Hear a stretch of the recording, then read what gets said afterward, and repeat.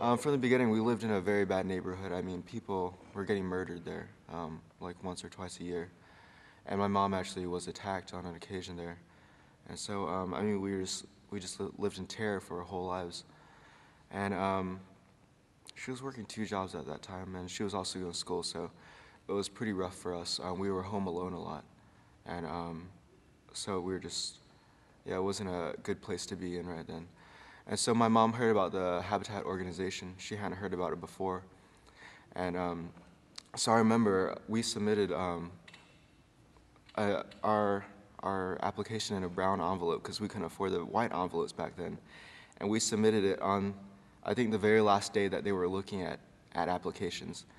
And so our letter's on the top of the pile. It's brown. Everyone else's is white.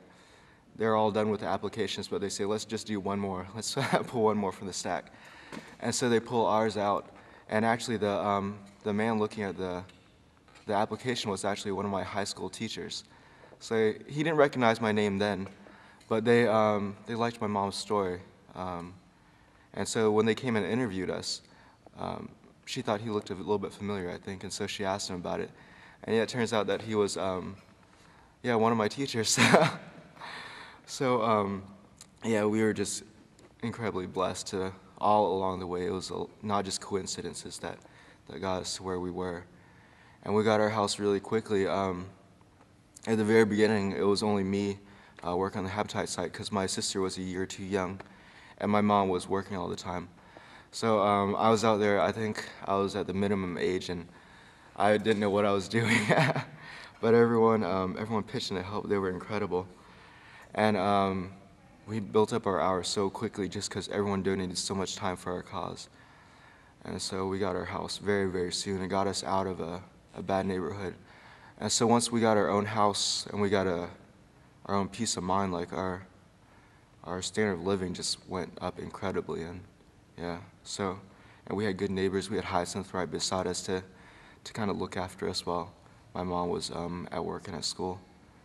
And so we were just incredibly blessed the entire time. This was a great opportunity for Habitat. We met Whitney, and she was attending nursing school at the time, and Tom and Kathy were just starting high school.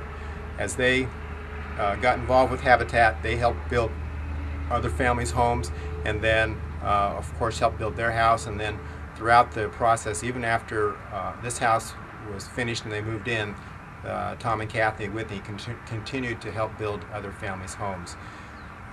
Kathy went on to graduate from Yale University in 2009, and Tom graduated from Mercer University with a degree in pharmacy in 2010, and now works as a pharmacist here locally.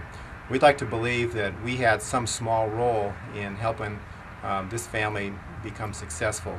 My mother came here during the Vietnam War. She was a refugee here. It was a long journey here, and she had a lot of friends. She originally stopped in at Louisiana, and so that's where we originally stayed, and she met my father there. And my father was with the Air Force, so they moved around a lot. Eventually, we settled down in Georgia. But after the divorce, he wasn't paying very much child support. We couldn't really afford our own place. We were in an apartment after the divorce. So my mom, she got really brave, and so she went to school to be a nurse, and of course she was trying to support us at that time too. And she also put us in music, which also got us very far along the way. I play the violin, she plays the viola, and so we started playing with the Mercer Orchestra, I think, and that got us a lot of scholarships. And that helped out along the way too, because I went to Mercer, which wasn't cheap, so so the scholarships definitely helped me along the way. Habitat for Humanity, the best gift they gave us was just a peaceful sense of life, a place where we could be safe and prosper, and not have to worry about our safety at all times. They also gave us good neighbors, and also like the best friends we could have in life. Whenever I got into an accident a while back, and so I called up one of my old Habitat friends, and he came out and helped me right away, sat with me for 3 hours in the cold, and until I got on my way. But they've not only given us a place to stay, but a network of friends that I know will always be there for us, no matter what happens. I mean, My sister and I have just never been able to stop volunteering.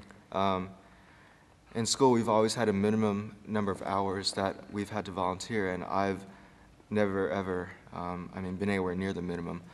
We've just always been everywhere. Habitat has just given us the desire to help people after seeing how much that we've been helped, because our life situation changed so much that we can't give back enough.